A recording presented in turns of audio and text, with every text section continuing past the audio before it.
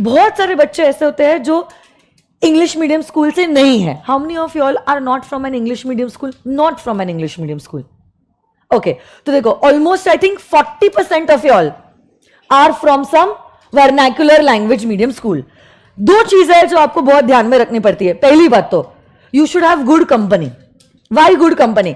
अगर आप convent medium या इंग्लिश मीडियम स्कूल के बच्चों के साथ रहने लग जाओगे, आप अपने आप को हमेशा सेल्फ डाउट करोगे कि मेरी जिंदगी बर्बाद है, मैं तो यूजलेस हूं, मैं तो बेकार हूं, मेरे को तो कुछ नहीं आता है, मैं तो कुछ भी नहीं बन पाऊंगा. क्योंकि आपकी जर्नी और उनकी जर्नी आज तक बहुत डिफरेंट है. If you keep on comparing yourself to these kids, आप हमेशा अंडर कॉन्फिडेंट ही रहोगे. जिंदगी में आप कभी आगे नहीं बढ़ पाओगे. तो या तो you should have such company जहां पे आपके दोस्त भी ऐसे मराठी या हिंदी मीडियम स्कूल से है, तो आपको ऐसा लगेगा सब लोग ही बर्बाद है, मैं अकेला बर्बाद नहीं हूं. You are into this journey together and this really works. Because if you are in a group of kids जहां पे सबकी इंग्लिश अच्छी है और सिर्फ आपकी इंग्लिश अच्छी नहीं है, जेन्युइनली, मतलब मैं हंसते हंसते कह रही हूं but I am very serious about it, you will always be under confident और आपको लगेगा आपकी जिंदगी बेकार है और आप कुछ नहीं कर सकते हो जिंदगी में. तो आप ऐसे ग्रुप के साथ रहो जहां पे आपके साथ साथ भी वही बच्चे हैं. ये this is like just a friendly talk. ऐसा ऑफकोर्स कोई भी माँ बाप या टीचर एडवाइस नहीं करेगा, बट ये मैंने फील किया है मेरे फ्रेंड्स के लिए, इसलिए I am just telling you in a candid way. You be with those people जिनकी इंग्लिश इक्वली खराब है, तो कभी at least, because confidence is very important these days. आजकल बच्चों को कुछ भी करते हुए देखा है मैंने. मतलब बच्चे का रिजल्ट नेगेटिव आया, सुसाइड कर लेगा, अपने आप को मार देगा, घर से भाग जाएगा, कुछ भी कर लेगा बच्चा. At least life is more important and that is why it's more important that you should not undervalue yourself.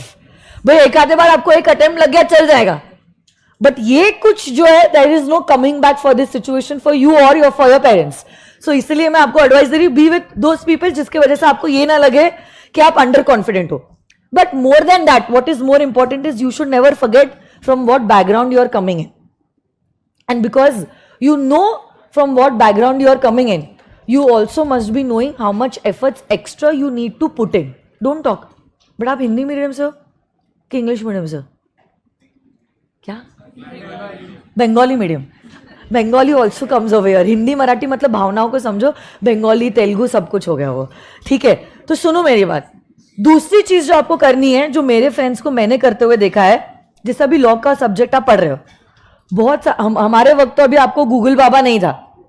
हम लोग तो एक्चुअली, मतलब मेरे फ्रेंड्स को मैंने देखा हुआ है, they use to keep a pocket Oxford dictionary with them. इतनी छोटी साइज की पॉकेट ऑक्सफोर्ड डिक्शनरी आती है, छोटी सी, with blue cover, white colour में ऑक्सफोर्ड लिखा होता है.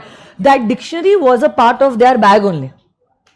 मतलब जैसे आपकी ये बुक्स है, कैलकुलेटर है, कंपास बॉक्स है, वैसे वो डिक्शनरी भी उनकी बैग में ही रहती थी.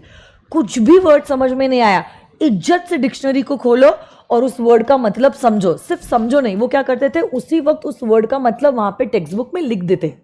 क्योंकि देखो, जरूरी नहीं है अगली बार भी आप पढ़ोगे और आपको वो शब्द याद रहे.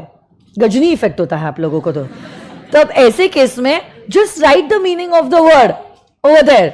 वापस से बार बार आपको उसी शब्द के लिए डिक्शनरी ओपन करने की जरूरत नहीं रहेगी. आपके जीवन में जिंदगी भर मरते दम तक एक ही चीज की कमी होने वाली है और वो वक्त रहने वाला है.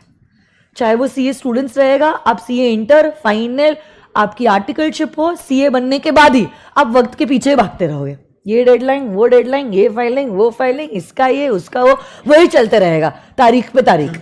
तो वक्त आपके लिए बहुत इंपॉर्टेंट है. वही चीज रिपीट मोड पे करने के लिए आपके पास समय नहीं है. Right those words with a dictionary. आजकल तो गूगल ट्रांसलेटर भी अवेलेबल है. तो आप क्या कर सकते हो, कोई सेंटेंस जो इंग्लिश में नहीं समझ में आ रहा है उसको आप हिंदी, मराठी, बंगाली में ट्रांसलेट कर सकते हो and you can write the meaning over there. ऐसा इज्जत में आपको पढ़ना पड़ेगा तो ही बनेगा. मतलब मेरे फ्रेंड्स की बुक लिटरली जितने, जैसे अगर एक पेज पे से फॉर एग्जांपल 20 सेंटेंसेस लिखे हुए, उसमें से 5-6 सेंटेंसेस उन्होंने हिंदी मराठी में लिखे होंगे उस पेज पे, एवरी पेज एवरेज. तब उनको देखो, समझने में किसी को दिक्कत नहीं है, बट ट्राई टू अंडरस्टैंड. ये कन्वर्जन करना क्यों इंपॉर्टेंट है? For learning part. क्योंकि जब आप लर्न करोगे इवेंचुअली तो आप इंग्लिश में ही लिखोगे, बट आप क्योंकि ऑलरेडी बचपन से आपके वो वर्नैक्युलर लैंग्वेज से कंफर्टेबल हो, लर्न करते वक्त भी जब वो लैंग्वेज का रेफरेंस आपको रहेगा लर्न करने में, और बाद में एक बार लर्न कर लिया आपने, उसको प्रेजेंट करने के लिए नाउ यू नो ये हिंदी का सेंटेंस है, now I just have to convert it in English. तो ये चीजें आप करो, it will genuinely help you out and will support you in this journey when you are supposed to give your papers in English. ये छोटी छोटी चीज़ें हैं but these small habits eventually are going to make a big difference. तो देखो ऐसा नहीं है कि सिर्फ आपकी स्ट्रगल है, ऑलमोस्ट 40% तो ये क्लासरूम की बात है. ऑल ओवर इंडिया में भी ऐसे बहुत सारे बच्चे हैं जो आपके जैसे ही स्ट्रगल में है. So you are in it with many people. ऐसा नहीं है सिर्फ आपके ऊपर ही ये सारे कष्ट है और आपका ही लक बैड है.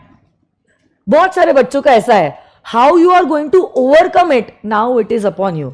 बट ये बात एकदम पक्की है जो मैं डे 1 से बोलने वाली हूं, this journey is not going to be a cakewalk for you. बहुत सारे चैलेंजेस है जो आप फेस करने वाले हो, बस हिम्मत नहीं हारनी है and don't keep your confidence low. और इसलिए मैंने कहा don't stay with such people जिनकी इंग्लिश बहुत अच्छी है, बहुत एटीट्यूड में ही रहते हैं, हवे में ही रहते हैं. कॉन्वेंट मीडियम के बच्चे रहते हैं वैसे,